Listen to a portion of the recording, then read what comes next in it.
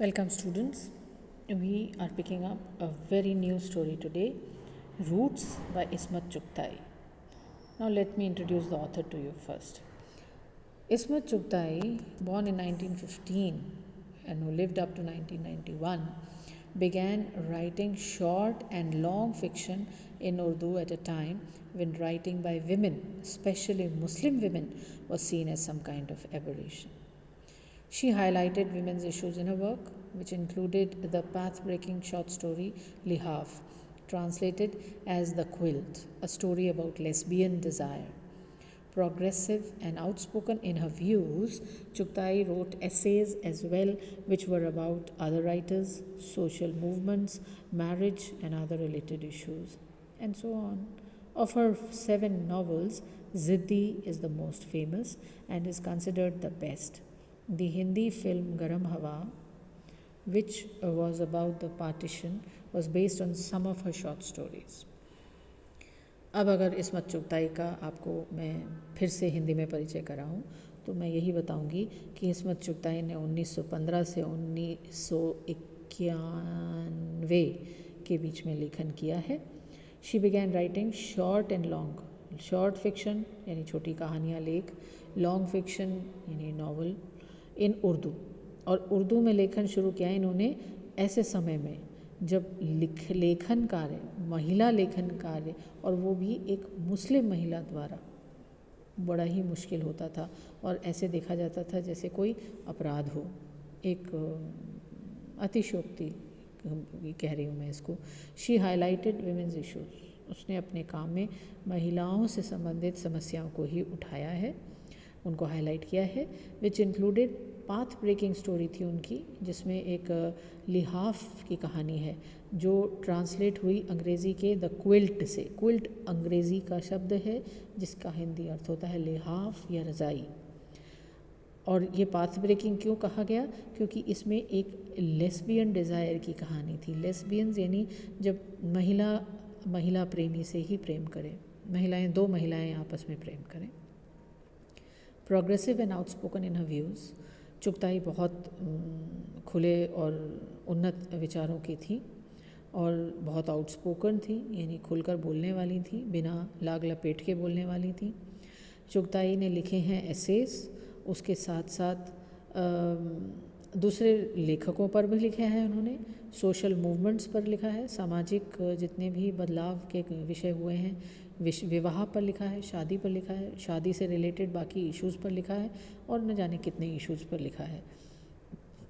उनके 7 नावल्स में से ज़िद्दी जो है वो सबसे फेमस हुआ और वो सबसे बेहतर माना भी जाता है. द हिंदी फिल्म गरम हवा, which was about the partition, was also based on some of her short stories. गरम हवा जो है वो इसमत चुगताई की छोटी छोटी कहानियों पर ही बेस्ड है. अब अगर हम बात करें कहानी की, ये जो कहानी है रूट्स का मतलब क्या होता है आप सब जानते हैं. रूट यानी जड़ और रूट्स यानी जड़ें, यानी हमारी जड़ें. अब किसकी जड़ों की बात हो रही है, क्या है जड़ों का सिंबल है, क्या है, ये कहानी पढ़ेंगे तो सब समझ में आ जाएगा. Set during the days of the partition of India in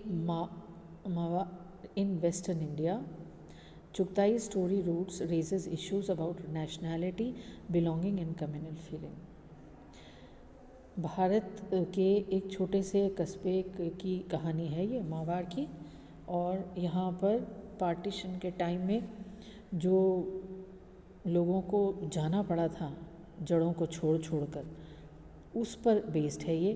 तो चुगताई की कहानी रूट्स जो है ऐसे मुद्दे उठाएगी जो नेशनैलिटी के हैं या बिलोंगिंग एंड कम्युनल फीलिंग के हैं, यानी कि हम कहाँ के बाशिंदे हैं, कहाँ हमारी जड़ें हैं और क्या हमारे बीच में कम्युनिटी फीलिंग्स हैं, कम्युनल फीलिंग्स भी हैं, यानी हम हिंदू हैं, मुस्लिम हैं, कम्युनिटी में मिल के रहते हैं कि नहीं, क्या हमारा सामाजिक सरोकार है.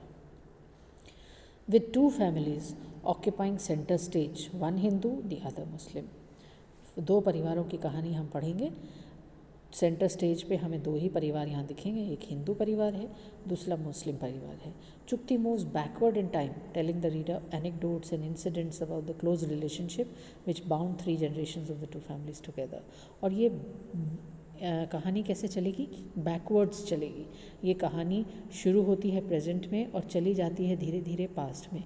इसका मतलब ये कहानी आगे बढ़ने की बजाय पीछे की ओर बढ़ती हुई हमें दिखेगी, जिसको हम हिंदी मूवीज़ जब देखते हैं तो फ्लैशबैक शब्द देखते हैं कि अचानक किरदार होते हैं और पिछले जन्म में चले जाते हैं, पिछले जन्म के प्रेमी अपना प्रेम याद कर लेते हैं और यहाँ इलेक्ट्रिक शॉक लगता है तो याद आ जाता है कि ओहो पिछले जन्म के साथी हैं हम, 7 जन्मों से साथ हैं. ये सब जो चीज़ें हम देखते हैं फिल्मों में देखते हैं, और मैंने अक्सर नोटिस किया है कि बच्चे फिल्मों की बात से बहुत जल्दी रिलेट कर लेते हैं अपने आप को और ये चीज़ें उन्हें याद रह जाती हैं. तो कोशिश करती हूँ तुम्हें ध्यान रह जाएगा कि ये कहानी फॉरवर्ड मूव नहीं करती है, ये बैकवर्ड आती है इन टाइम, समय के हिसाब से. समय जो है वो पीछे की ओर जा रहा है. और कहानी कैसे तरीके से सुनाई है पीछे की?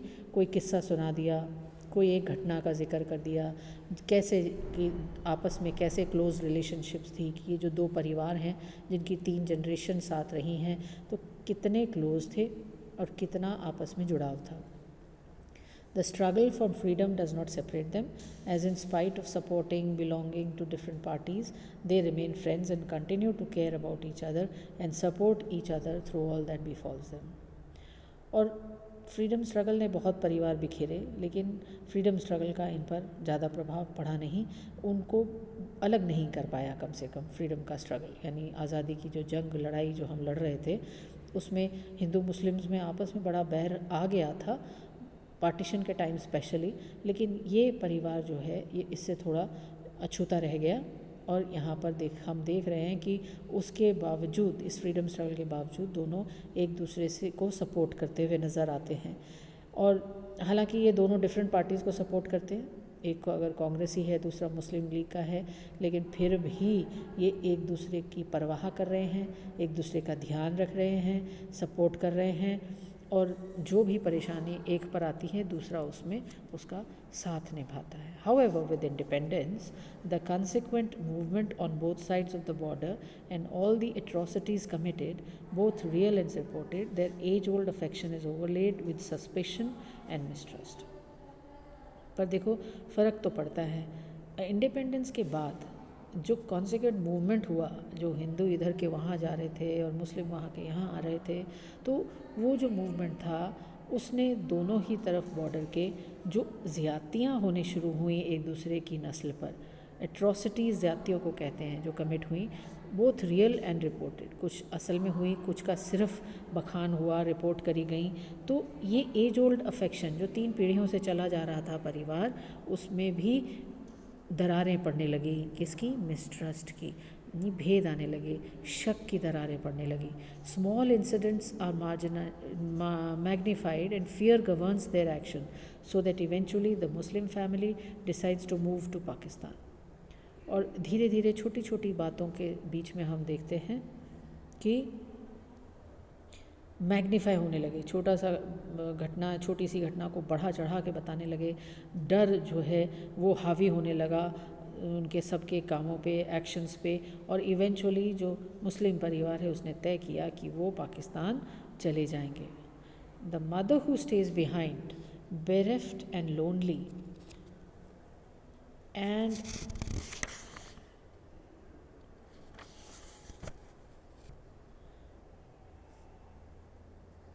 माँ जो है वो पीछे रह जाती है, अकेली और बिल्कुल निसहाय.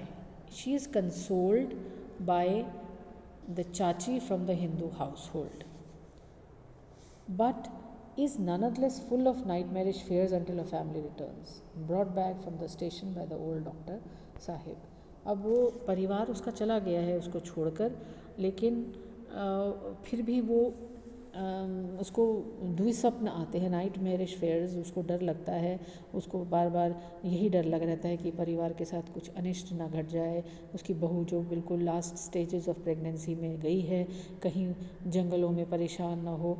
और तब तक परेशान वो रहती जब तक बगल में रहने वाले डॉक्टर साहब उसके परिवार को स्टेशन से वापस नहीं ले आते.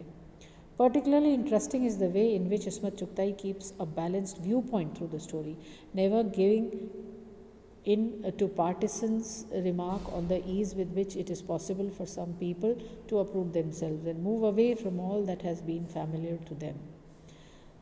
Through the medium of this story, the author raises questions as to what it is that causes any individual to feel the most important requirement, or whether there are other ideas and attitudes which bind individuals and families together.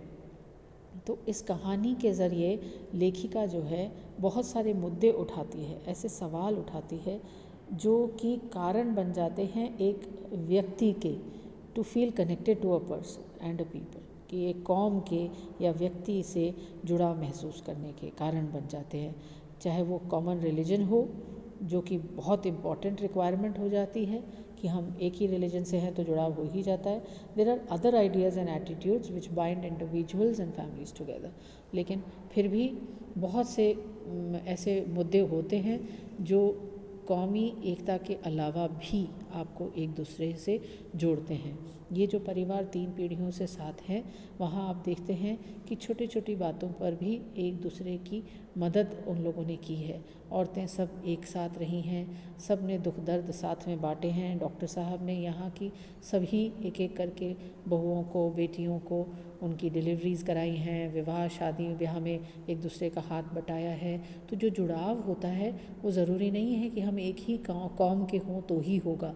पड़ोसी होने के नाते भी पड़ोसी का जो धर्म अगर हम शिद्दत से, सच्चाई से निभाएं तो पड़ोसी आपका रिश्तेदारी से भी ज़्यादा क्लोज़ हो जाता है और परिवार की तरह एक आप हो जाते हो।